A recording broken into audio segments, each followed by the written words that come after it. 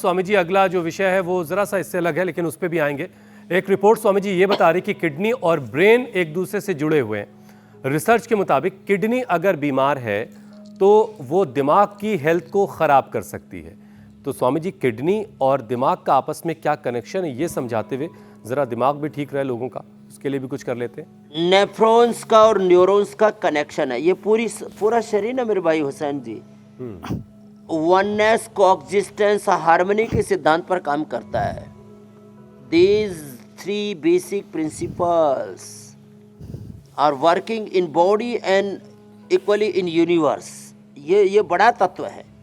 Oneness, coexistence and harmony. Oneness, coexistence, harmony in men's, in women's, इन हिंदू, मुस्लिम, सिख, ईसाई, सब मजहब, मत पंथों में, जातियों में, वर्गों में, समुदायों में, राष्ट्रों में, सब भाषाओं में, सब विश्व संस्कृतियों में। तो ये जो ब्रेन के जो न्यूरॉन्स हैं, किडनी के जो नेफ्रॉन्स हैं, इनके साथ कनेक्ट हैं। 1 सेकंड के 1 लाख हिस्से में ब्रेन की सिग्नल किडनी तक पहुंचते हैं, पूरे शरीर तक पहुंचते हैं। चाहे हमारा मल मूत्र का कंट्रोल है। ब्रेन के न्यूरॉन्स का संबंध तो हमारे आंतों से भी है।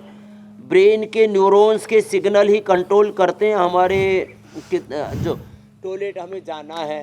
एकदम ब्रेन रिलैक्स होगा तो आपका पेट अच्छे से साफ हो जाएगा, आपका यूरिन भी ठीक हो जाएगा।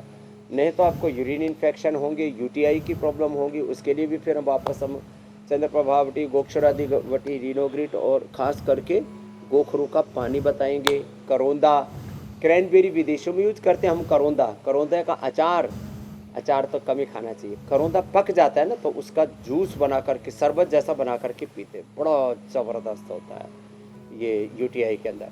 तो ब्रेन के न्यूरॉन्स का संबंध, उनके जो सिग्नलिंग है, स्नैप्स हैं, उनके जो सिग्नल्स हैं, 1 सेकंड के 1 लाख हिस्से में आंतों तक पहुंचते हैं, पेट तक, लिवर तक पहुंचते हैं तो पाचन अच्छा रहता है।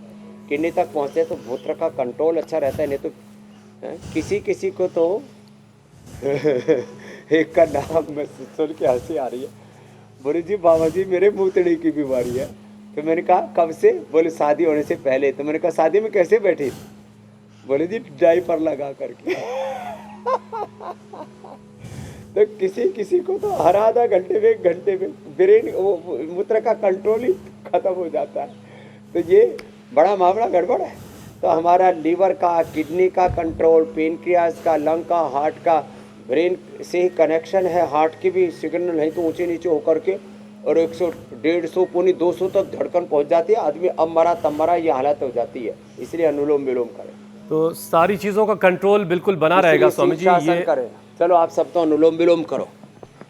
जी जी जी जी, शीर्षासन से जो है वो दिमाग भी बिल्कुल दुरुस्त रहेगा।